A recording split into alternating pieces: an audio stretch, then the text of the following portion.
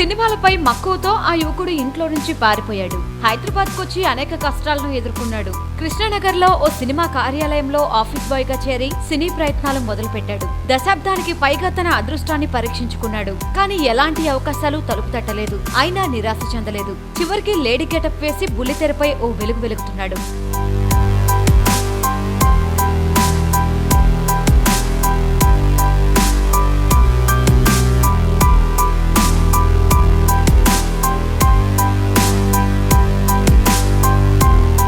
అతడే ఆంధ్రప్రదేశ్ లోని నెల్లూరు జిల్లాకు చెందిన శాంతి స్వరూప్. నిజానికి శాంతి స్వరూప్ అంటే ఎవరికి పెద్దగా తెలీదు. అతనుకు అచ్చొచ్చిన ఆడపాత్రలో జబర్దస్త్ శాంతిగా అందరికీ సుపరిచితుడు.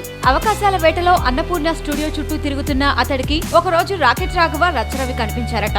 నటనపై తనకున్న మోజును వాళ్లకు వివరిస్తే వారి బృందంలో సభ్యుడిగా ఒక అవకాశం ఇచ్చారట. ఇక అక్కడి నుంచి వెనుదిరిగి చూడలేదు. లేడీ గెటప్ తో చక్కని హావభావాలు, కామెడీ టైమింగ్ తో బుల్లితెరపై నవ్వులు పోయిస్తున్నాడు. అన్ని లేడీ గెటప్లే ఇస్తున్నారు. అయినప్పటికీ నిరుత్సాహం చెందకుండా వాటినే తన బలంగా మార్చుకున్నాడు.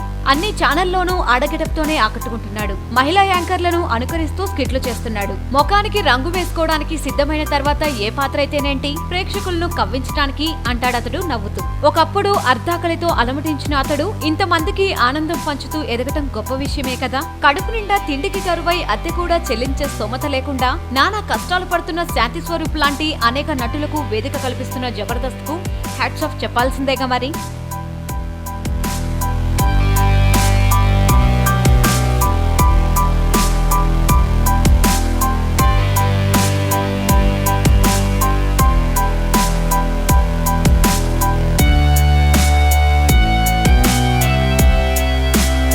వీలైతే లైక్, కుదిరితే కామెంట్ పెట్టండి.